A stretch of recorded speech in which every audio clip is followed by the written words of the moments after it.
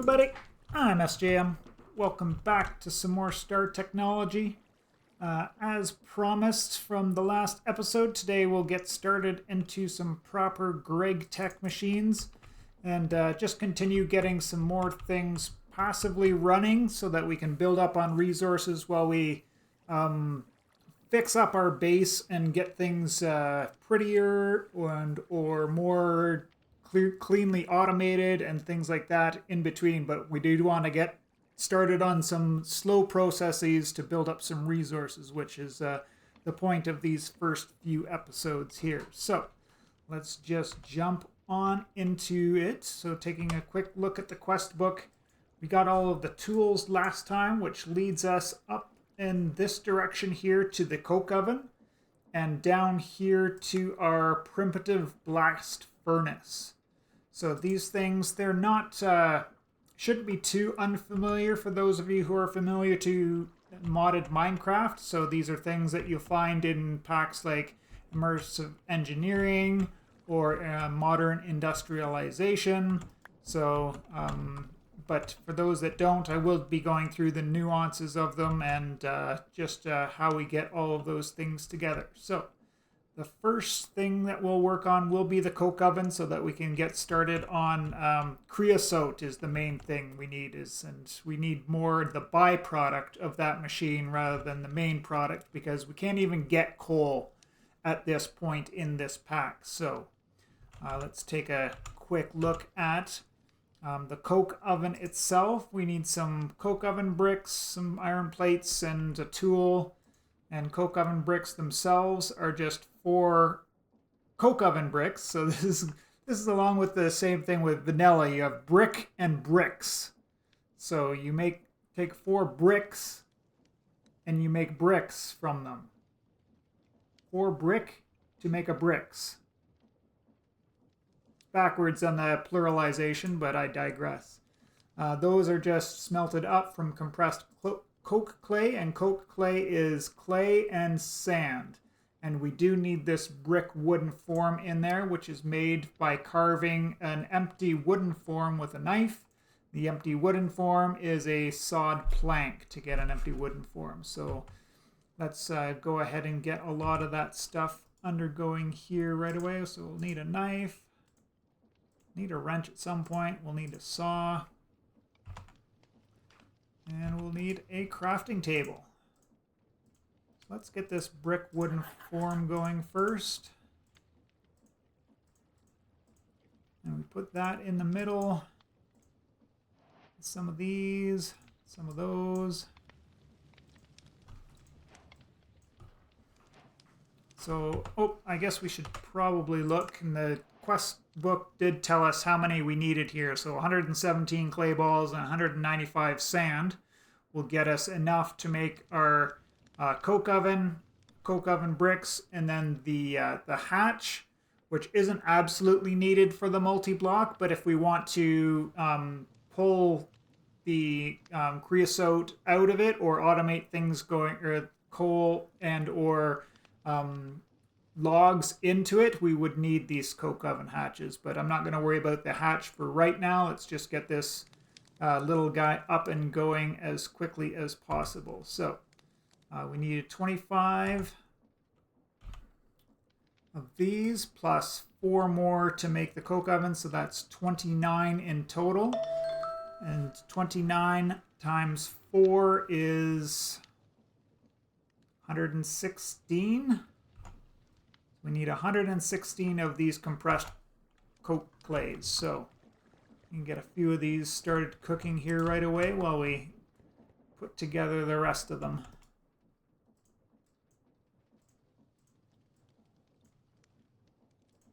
There.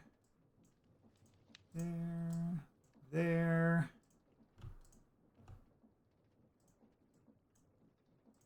I haven't measured these out perfectly, so we had, what, 36 the first time? 36, that's 90, 120. I think I've made a bit too many here already, but not too worried about that.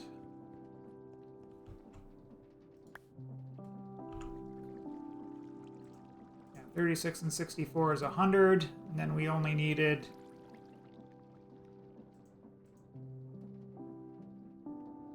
18, so I think I went over by 2 on it.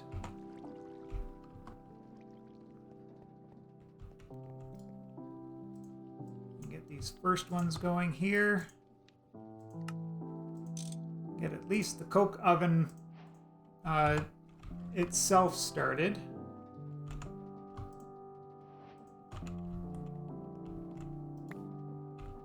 I think this is exactly what we needed.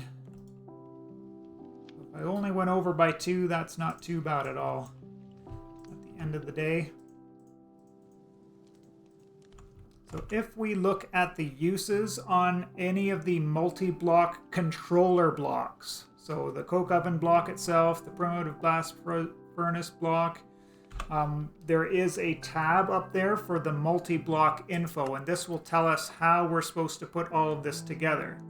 So it'll also tell us how many blocks that we need. So 25 of those and one of those, that's only 26 total blocks.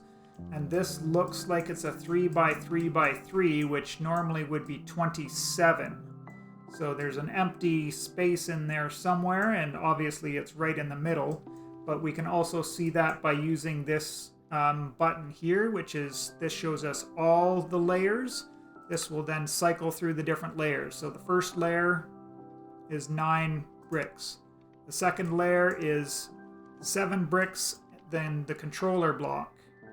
And the top block is 9 more bricks. So that's a way that we can tell how this is all supposed to be put together. And this is one of the simplest ones. So, oops, don't need you on there.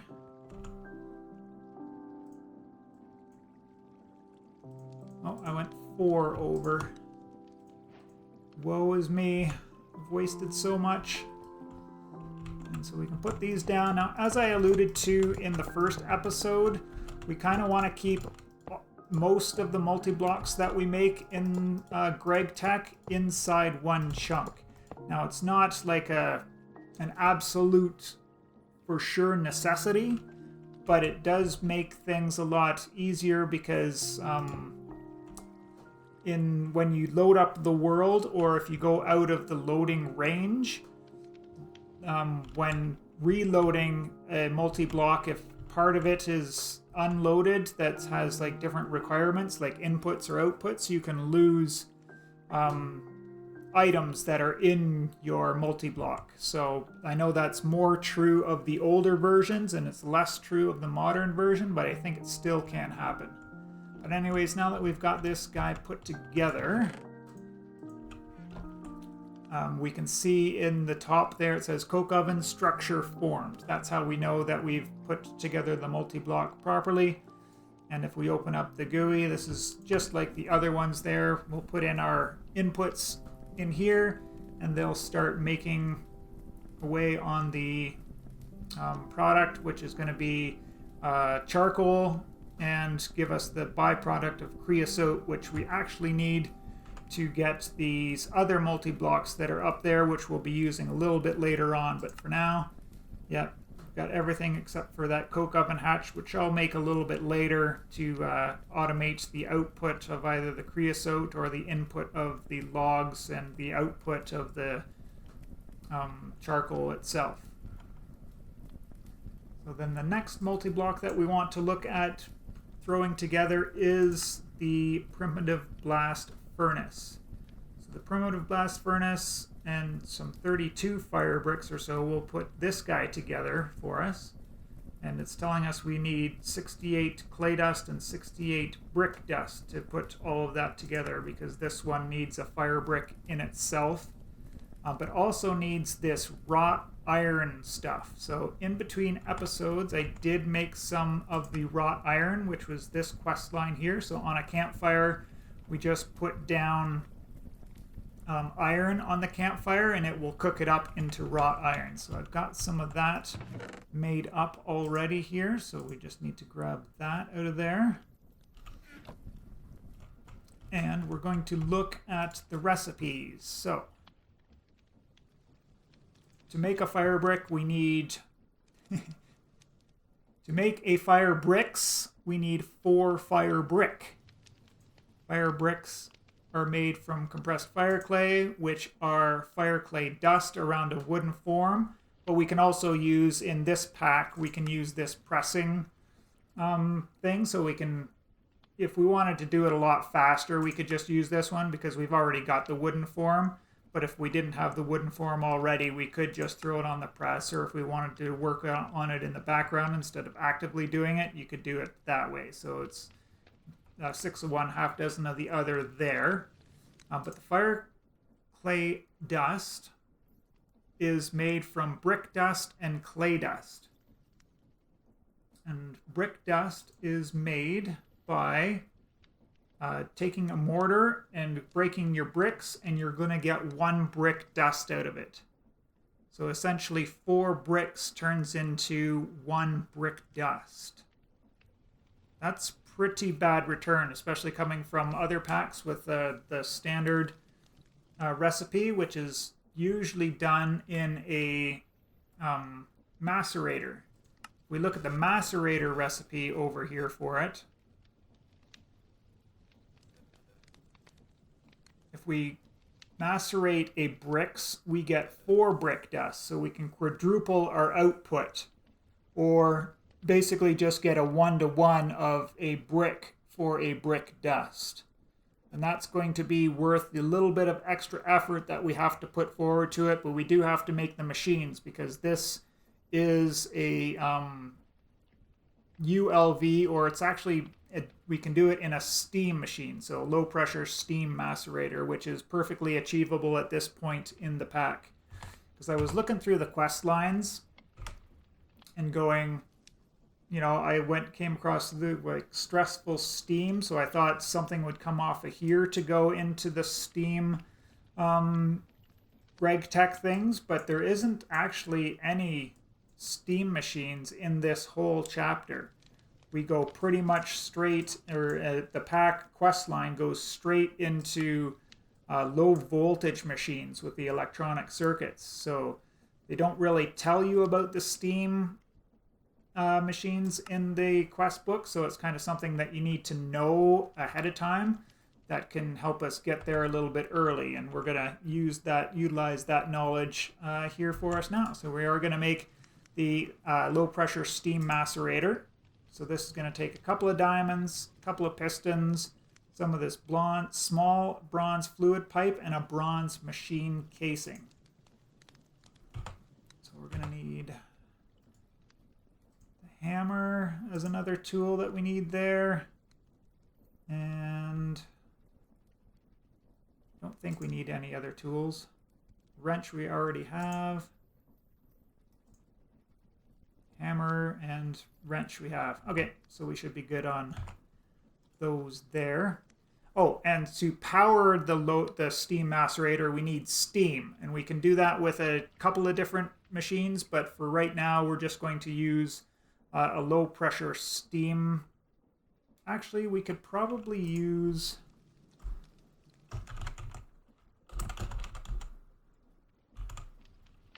just go straight to the liquid one.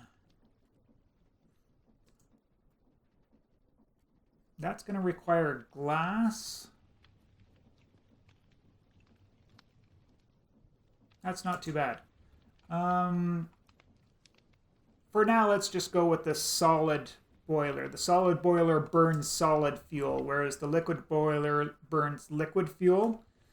Liquid fuel, in this case, being the creosote that we're actually making inside this machine. But we're going to need a lot of this creosote for making the wood variants. What are they called? Escaping my name. Treated wood planks. So let's go ahead. So with the steam boiler, we need a furnace. We need 2 bricks.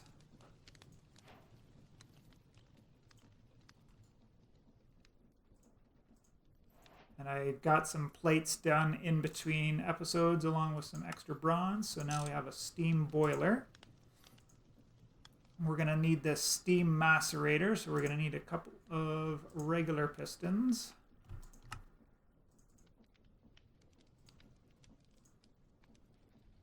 Then we're going to need this machine casing.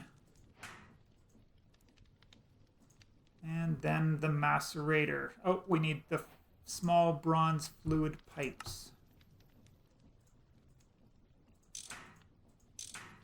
We'll need 4 of those. Now we can get the macerator up and going as well. So we can put these down. It's not so important because these are single block machines. So we don't really need to have these inside a particular chunk, but let's just put them down. Let's go back here, I guess.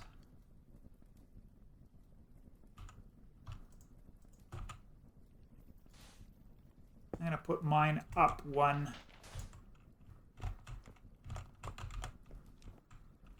Here as well. So it does require water. And it's very important to make sure that this gets kept supplied with water. Because if this is being heated without water in it, it can explode. So I don't know exactly what this one is for, but that's... Oh, this is where the steam builds up. And then over here is your temperature bar. And I don't have any charcoal on me, but we can get a charcoal going in there. It disappears automatically because it's burning there. That's just a feature of GregTech.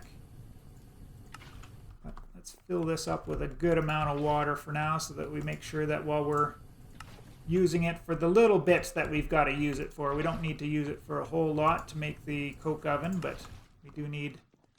Don't want this thing blowing up on us.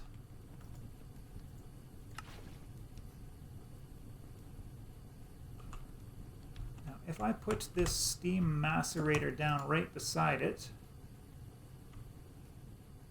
it is not getting steam automatically, which is not a big deal. We just need some pipe. And for that, we can use copper pipe, right?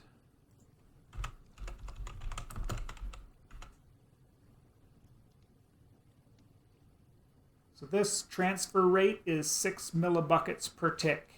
We look at the low pressure steam solid boiler, it produces 6 millibuckets per tick. So we can get away with using this lowest tier or lowest size copper pipes, right? So if we use a bigger one, it just has a better transfer rate. But for now, we can just use the tiny ones and get a little bit more bang for our buck. We do need plates to do it though, so because we only need 2 pipes for right now, 1 plate should do perfectly.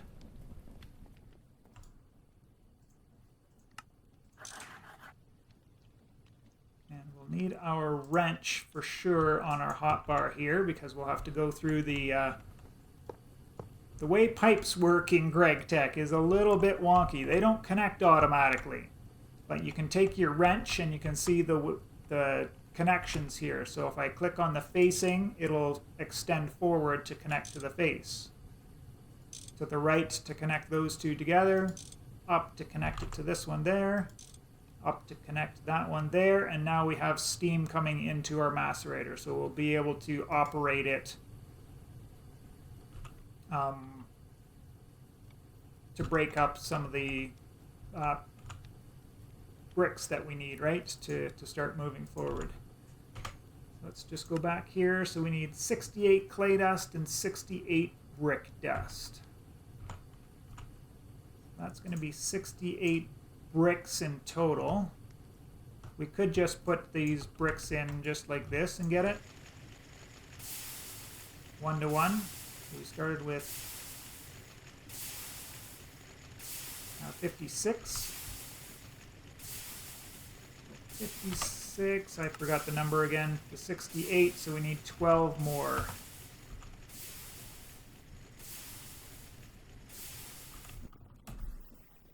And then from there, I'm going to have to go and make some more clay. Hooray! But I've been kind of waiting to for my millstone to do its job, and here I am neglecting it.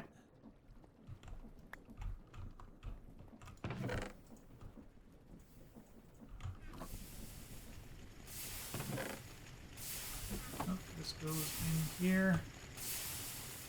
We'll just let that work away. Because there's 4 output slots there, if it goes over a stack, we don't have to worry about that too much there.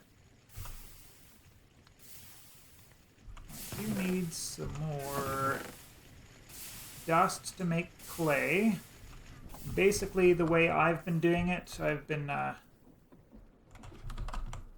climbing up here, just pull the lava out of there, and then as this fills with water, I can click on it with a clay, or with the dust there to get my clay that way. So we're gonna need 68 divided by 4, which is 17.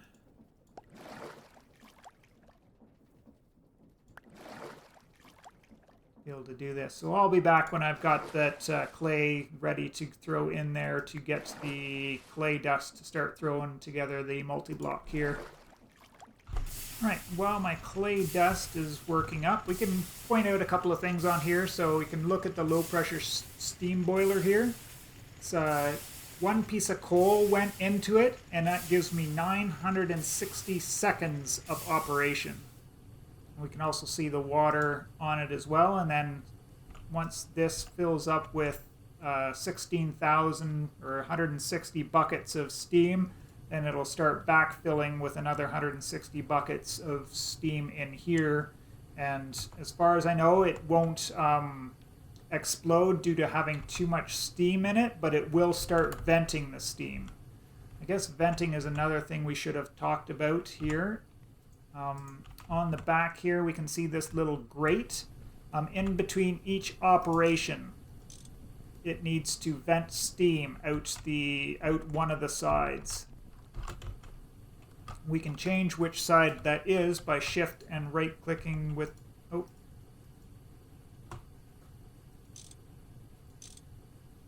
I thought we'd be able to change that. I guess maybe not. You can use the top and the bottom for inputs and outputs for automating, but you do need to have one side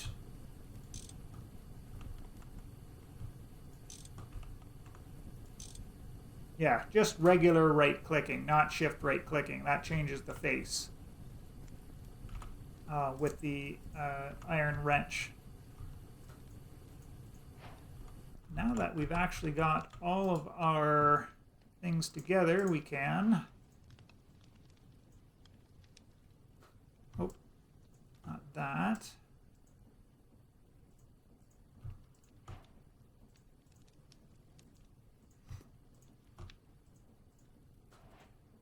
Make our fire clay dust, and then combine all those together to get our brick.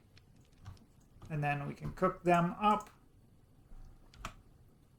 to the fire brick, and then combine those to make the bricks.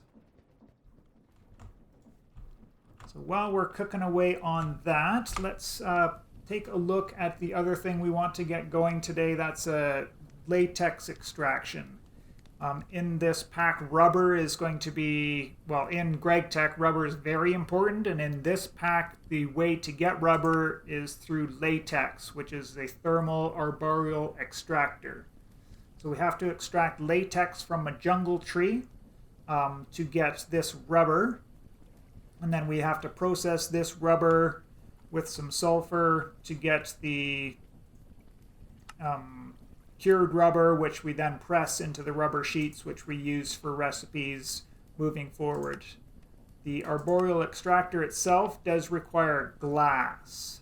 And glass in GregTech is a little bit tricky. It's not super horrible, but it's not straightforward. So we need quartz sand, flint dust, combine those together to make glass dust, and then we cook the glass dust. In this case, it's on a campfire for now to make glass. So we will need the sand that I put away already. And I've already got some flint here as well. So we can see here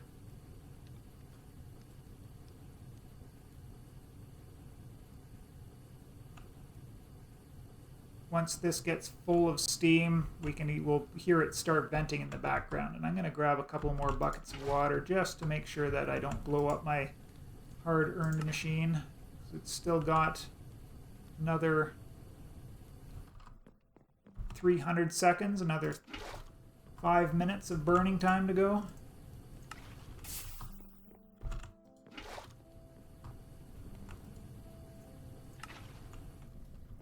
Anyways, we'll keep our eye on that while we work on some glass here. So, do need clear up some inventory space here. We will need our iron mortar. So if we take our sand and mortar that, we'll get this quartz sand stuff that we saw before. And then similar with the flint dust. Now, the recipe for let's just look at the uses on here. So we use the quartz sand along with tiny piles of flint dust to get the glass dust. The tiny piles of flint dust are taking the flint dust, and it's a shaped crafting. This is not a shapeless recipe. We do have to have it in the top corner of the grid to be able to get that. Because if we put it in this one, we get the small piles and not the tiny piles. So we'll put it over there, we'll get the tiny pile, combine that like that. Now we got 9 glass dust, which then we can cook on campfires.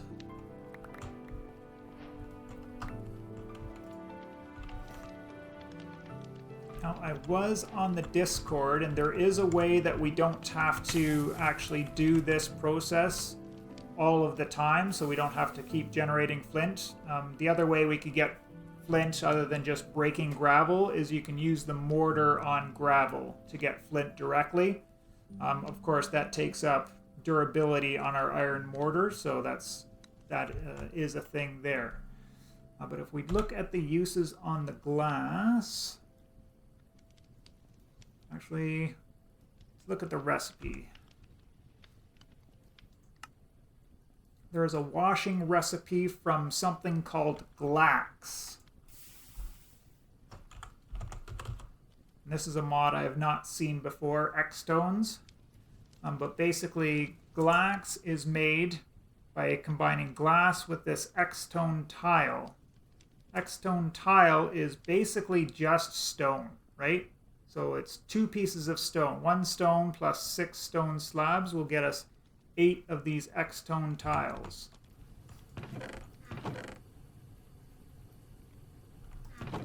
Have I used up all of my stone? I guess so. Oh, we're going to need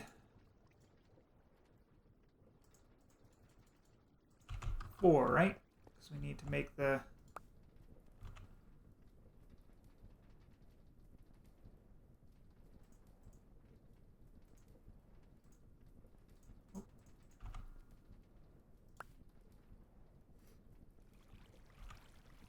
there. Don't forget to keep putting up keep cooking those fire bricks.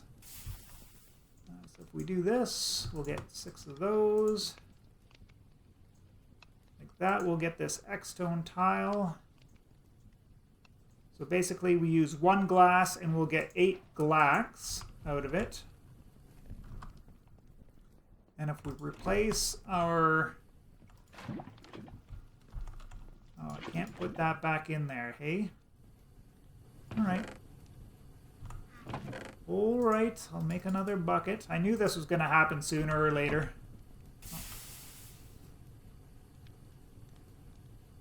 I need the hammer. So if we put water in our smelter thing here. Oh, we were using that, but that's fine. I wanted to demonstrate this quickly.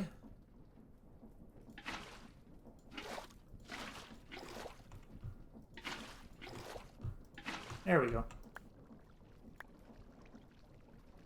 Where's my glax now?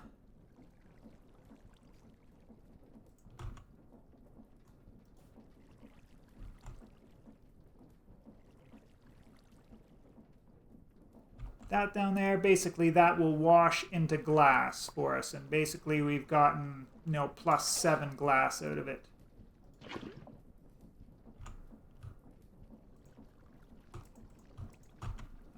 Do the 8 first, and then we'll do the next 64, because this will go pretty quickly here.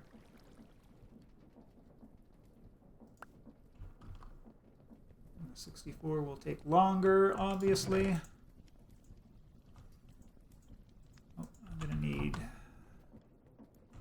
3 more of those. Because, yeah, we're working our way back to the arboreal extractor here, which requires these 3 plates. Now that we have the glass, we can make our arboreal extractor. We are going to need this redstone servo, which is where the iron plates came in.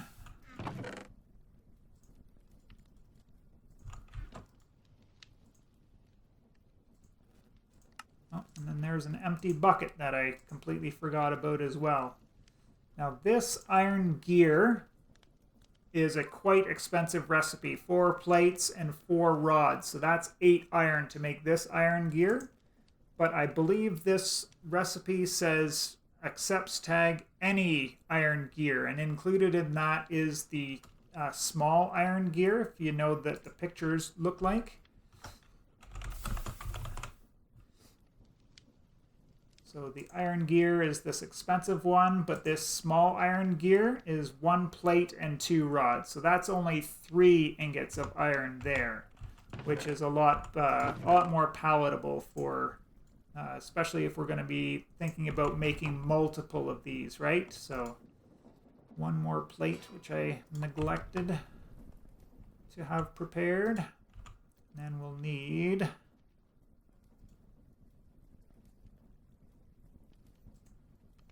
it's the file.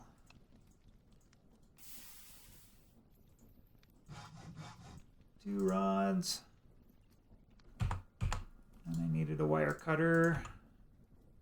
As a tool, this is getting a little bit annoying with all of these, and I think we'll solve this pretty quickly.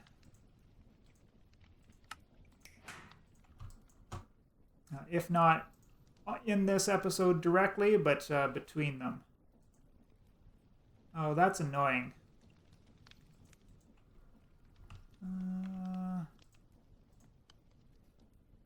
So it said any iron gear, which is strange because it's not accepting any iron gear, right? And what did I need on the sides? 2 glass. Yeah, it's not accepting the small iron gear.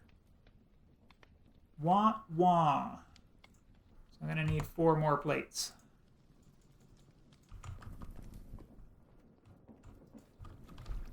So, JEI lied to us. We hate you, JEI, for telling us that... I guess this picture would flip between different variants if it accepted any of the iron gears, as in the pictures. I guess maybe that's the thing that I kind of ignored or missed out on there. I forgot to make my... forgot to make the other rods.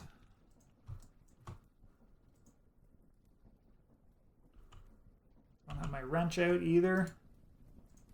Whoa. Again, we got our inventory full of tools, which I really hate. Alright, arboreal extractor, and we will need, as it said, we'll need a jungle sapling for this to work. Just going to throw this down somewhere here.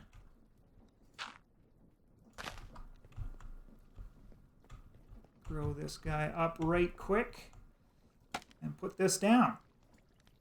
This is a very slow machine.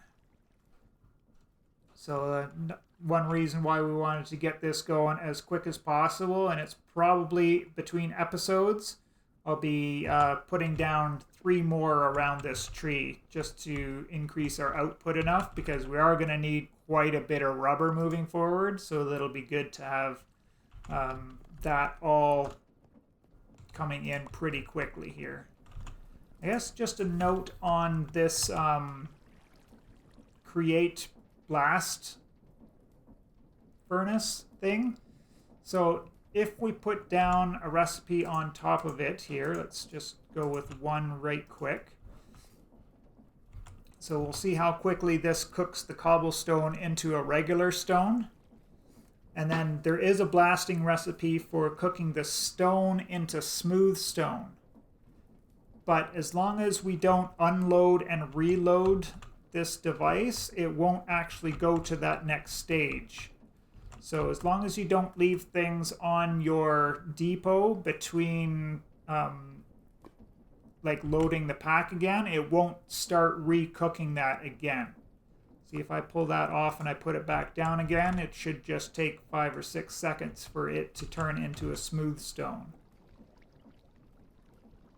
Like that. But as long as I had that stone sitting on there, it won't disappear. Now it gets important with other items, like say these fire bricks, or if you're doing your ingots on there or something like that, you can delete those ingots if you leave them on there and then reload either the chunk or the pack or the game world itself, because it will start cooking up the ingots that are on there, and it will delete them if you leave them on there for too long.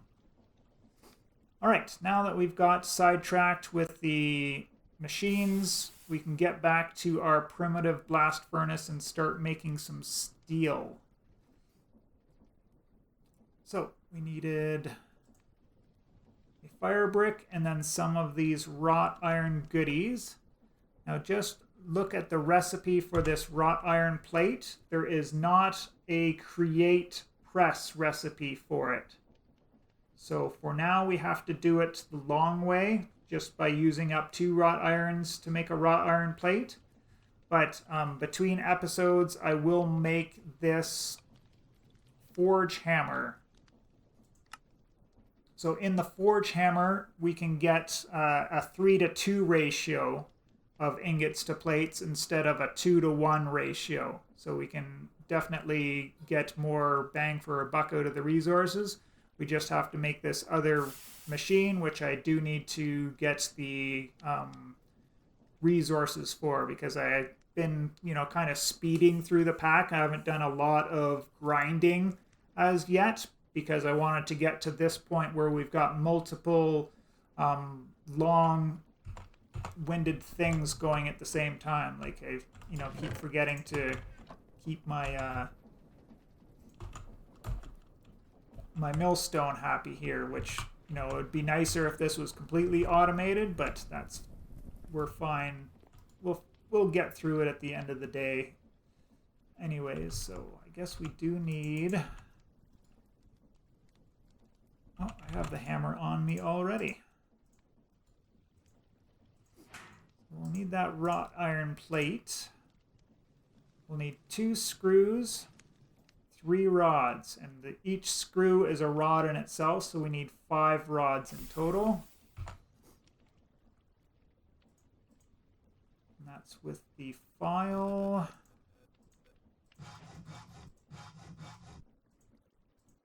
And then we take the saw, which we don't have.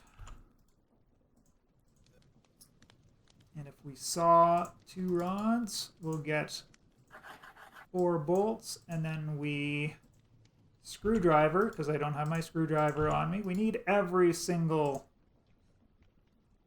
doohickey for doing these things. Oh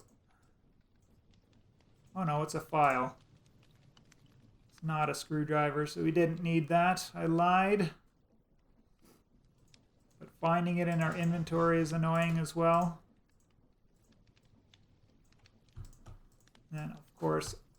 of the fire bricks.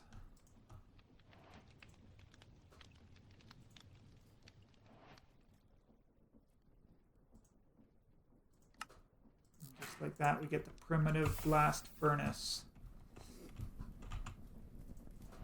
So let me just double check the quest line here. I guess I also neglected to point out that with the controller block, not only can we look at the uses and see the multi-block information here.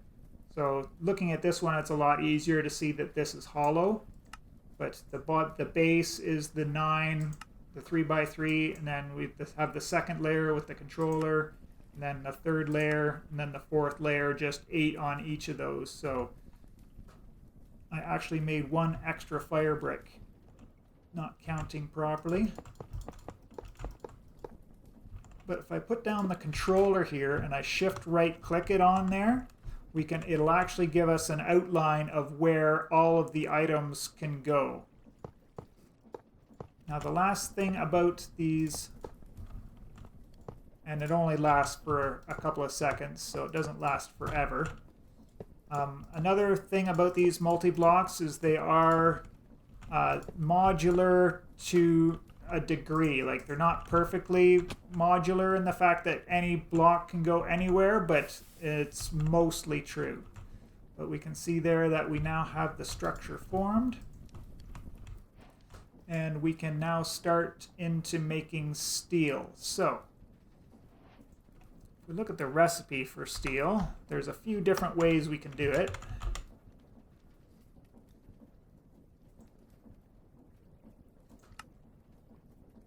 In the PBF, we can combine iron ingot with charcoal dust. And this recipe, charcoal itself, will work here as well. Here it is right here. This recipe will take 90 seconds to get us the steel.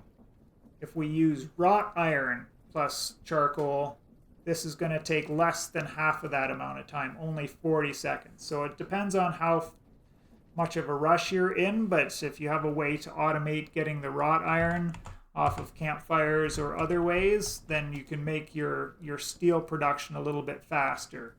I'll probably go more along the lines of the brute force method myself and make multiple of these PBFs along with, I might do multiple coke ovens. I'm not 100% sure on it, but there's another multi-block that's better than the coke oven for it.